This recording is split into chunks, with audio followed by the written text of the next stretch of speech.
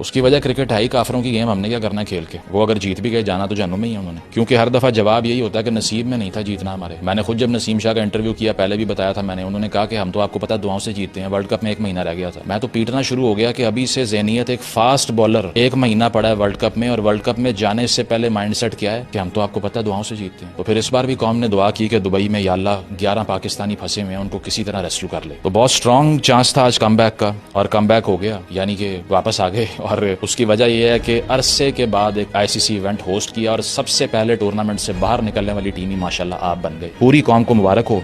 और हिंदुस्तान की इस हॉस्टिलिटी के बाद, जो कि उनका बिल्कुल राइट है, उसकी वजह यह है कि उनका एक डिप्लोमेटिक बॉयकॉट है, हम तो उस पर कुछ नहीं कह सकते। स्टेट पावर ही स्टेट पावर को कैंसिल करती है और निगेट करती है जो आपके पास है नहीं। मातम करने का, इखलाकी लेक्चर देने का, धमकियां देने का फायदा कोई नहीं है, क्योंकि कमजोर की धमकी मजाक से बढ़ के कुछ भी नहीं होती। तो उसका जवाब ये था कि मैच के दौरान अग्रेशन शो करते या वहां पे कोई रिजल्ट जो है वो निकाल कर देते, और मातम करना शुरू हो गए हर बात पे, क्योंकि इमोशनल अप्रोच ली हर चीज को लेकर। कोई पैड कमेंट्स थोड़ी हैं जो वर्ल्ड कप के फाइनल से 1 दिन पहले कहे कि मैं कल 1 लाख बंदे को चुप करा दूंगा, और करा भी ले। उसके लिए तो आपको क्लियर रैशनल माइंड चाहिए ना, जो है ही नहीं। यहाँ कोई भी बात करो तो हर कोई कवर ड्राइव डिस्कस करेगा, या हर कोई ये कहेगा कि आपने पिच मैप ठीक नहीं है, आपका ये नहीं है, वो नहीं है। लेकिन माइंड में फैकल्टी ही नहीं है सोचने की, तो क्या प्लान करना है। साइकोलॉजी के एस्पेक्ट पे टीवी पे भी कहीं डिबेट दिखाई नहीं देगी आपको कि ये इंटेलेक्चुअल मिनोज है। मैं ये नहीं कह रहा इनका काम किताबें लिखना या पढ़ना या फलसफा डिस्कस करना है, लेकिन इनका काम कम से कम बेयर मिनिमम पे सोचना और प्लान करना तो हो सकता है। अगर ऑपोजिशन को देख के ही पैंट गीली हो गई और जाके जफियां डाली आपने और हॉस्टिलिटी शो ही नहीं की, तो फिर किस किस्म का कंपटीशन है? कुछ भी नहीं। बेनाइन लगते हो जब फील्ड पे जाते हो। कोई एक ऐसा लड़का नहीं है जिसको देख के ऑपोजिशन जो है वो इंटिमिडेट हो जाए। और ये रोना इस बात का है कि 70 साल लगा के एक स्पोर्ट बनाई थी, वो भी बर्बाद कर ली।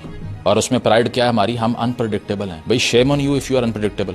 सबसे बड़ी एक्सेलेंस की तो जो गारंटी होती है वो होती कंसिस्टेंसी है, चाहे दुनिया की कोई फील्ड आप उठा लें उसके बावजूद। और फील्डिंग का अशर आप देख लें कि वहां भी आपको यही घटिया फिटनेस थर्ड क्लास दिखाई देगी। जीरो कमिटमेंट है, जीरो डाइट की अवेयरनेस, जीरो, क्योंकि आउट ऑफ नो वेयर पर्चियां उठा के आ जाती हैं टीम में, और जो डिजर्व करते हैं उनको आने नहीं देते ना। फर्स्ट क्लास में बॉलिंग करवाते हैं लंबी किसी को, और बस आके हम पे और आप पे मुसल्लत कर देते हैं, because everybody is competing everybody with hostile mentality. यहाँ पर क्या हो रहा है कि ये तो तस्वीरें लेने और बल्ले एक्सचेंज करने जाते हैं दरअसल, क्योंकि हमारा एक बैगेज ऑफ हिस्ट्री है अगेंस्ट इंडिया। हम ये समझते हैं कि हमने 4 जंगें लड़ी, इसके अलावा हमने एक मुल्क बनाया नया, तो अब हमारे पास कोई और एवेन्यू तो बचा नहीं है बदला लेने के लिए। इकोनॉमी में हम फारिग हो गए, बाकी चीजों में हम पीछे रह गए, तो सिर्फ एक यही रह गया है। तो उसमें फिर इतना जिंगोइज्म फैला देते हैं, और ये पता नहीं होता कि जो 11 ग्राउंड में जा रहे हैं वो तो स्कूल किड्स की तरह जाके जफियां डालेंगे। और कहने का पर्पज ये है कि आप जो है ना इमोशनली डिटैच कर लें अपने आप को इस टीम से, क्योंकि इनका IQ ही नहीं है किसी भी वर्ल्ड इवेंट के ऊपर कुछ करने